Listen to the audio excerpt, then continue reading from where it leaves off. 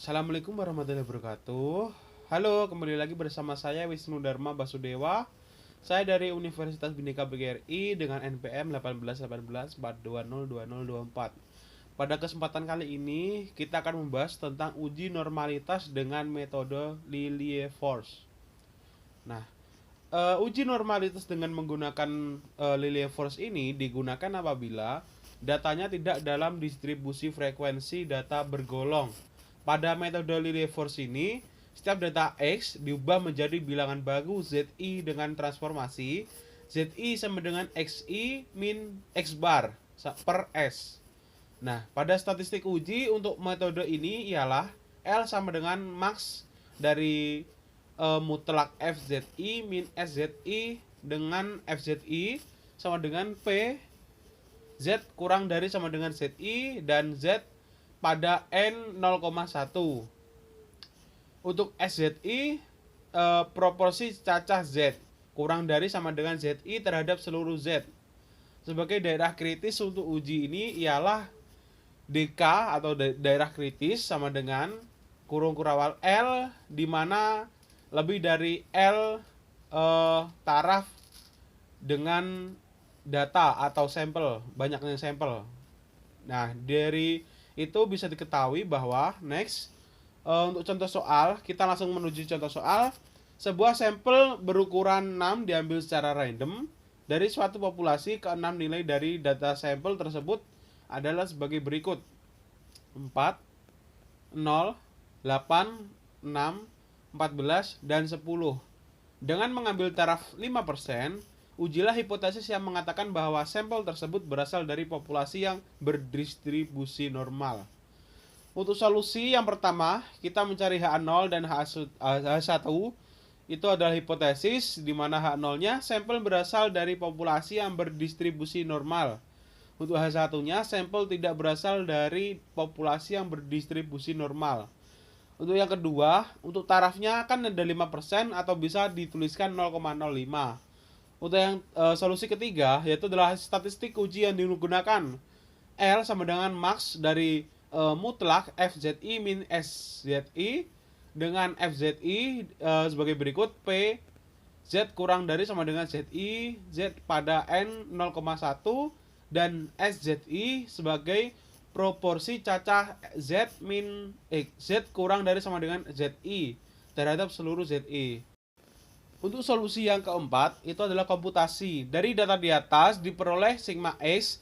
Kita mencari sigma X dari diambil dari penjumlahan data sampel. Jadi ada 6 data sampel, kita jumlahkan semua sehingga menghasilkan 42. Dan sigma X kuadrat diambil dari penjumlahan data sampel pada saat dikuadratkan, sehingga diperoleh 412. Nah, pada ini sehingga diperoleh X bar sama dengan 42 per 6. 42 dari sigma X dibagi dengan banyaknya sampel mendapatkan nilai 7. Dan S, kita mencari S yaitu adalah dari 6 dari banyak sampel dikali dengan sigma X kuadrat dikurangi dengan sigma X pangkat 2 dibagi dengan 6 dikali 5. Nah, sehingga mendapatkan nilai dari akar 708 dibagi dengan 30 sama dengan 23, akar 23,6. Sehingga nilai S mendapatkan nilai yaitu adalah 4,86. Setelah itu, kita akan mencari untuk tabel untuk mencari Lmax. Yang pertama itu XI. XI adalah nilai dari awal. Data awal kita urutkan dari yang tadi 4068 itu kita urutkan jadi 0468, 10 dan 14. Nah, untuk mencari ZI itulah XI min X bar dibagi dengan S. Kita ambil yang pertama, misal itu ZI yang 0. Berarti ZI sama dengan XI. XI-nya berapa? 0 dikurangi dengan X bar. X barnya adalah 7 tadi. Dibagi dengan S. S adalah 4,86. Sehingga mendapatkan nilai adalah min 1,44. Nah, di bawah itu seterusnya juga sama dengan rumus. Setelah itu kita mencari nilai dari FZI. FZI kita peroleh dari P di mana Z kurang dari sama dengan min 1,44. Nah, kita mencari yang awal dulu dari yang XI yang 0. Jadi, FZI sama dengan, atau F min 1,44 sama dengan P buka kurung Z. Nah, pada pelajaran sebelumnya, kita sudah diketahui bahwa nilai Z yaitu adalah 0,5. Sehingga 0,5 dikurangi dengan nilai dari data tabel distribusi dari Z. Kita lihat dari Z itu nilainya adalah 0,4251. Nah, untuk mencari itu ada dalam tabel distribusi normal pada Z. Sehingga mendapatkan nilai yaitu 0,0749. Nah, yang bawahnya itu juga sama rumusnya. Silakan kalian coba pelajari sendiri. Seperti yang saya contohkan tadi. Untuk mencari nilai Z itu adalah nilai S. Maaf. Saya agak batuk ya ini ya.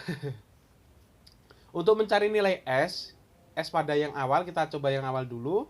Min 1,44, kita yang XI ya, XI-nya yang 0. Itu adalah kita mencari dari data dibagi dengan banyaknya data. Misal data 1, yaitu berarti 1 dibagi dengan 6. Banyaknya data ada 6 ya. Berarti 1 dibagi 6. Terus data kedua berarti yang keempat itu XI yang 4. 2 dibagi 6 dan seterusnya sampai 6/6. Berikutnya, kita mencari rumus mutlak dari FZI min SZI, yaitu adalah FZI dikurangi dengan SZI.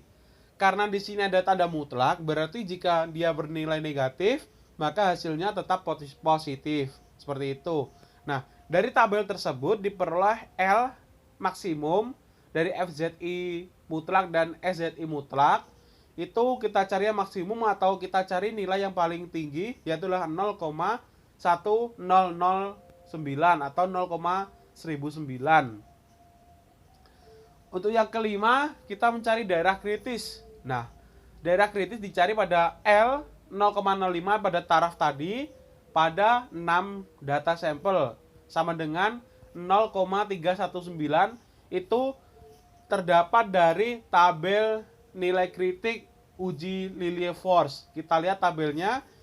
Oke, kita akan melihatkan berarti 6,6-nya adalah ukuran sampel atau N, banyaknya data.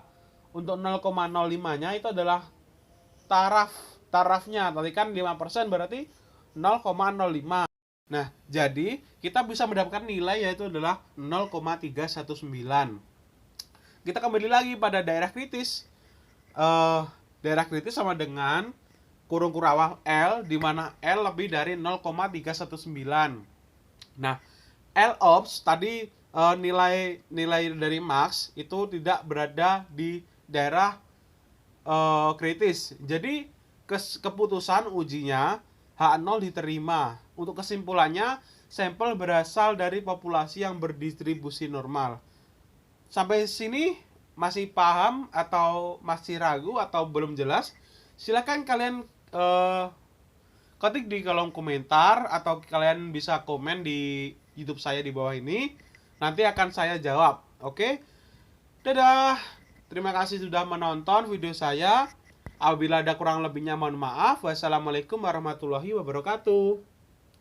Jangan lupa like, komen, dan subscribe guys.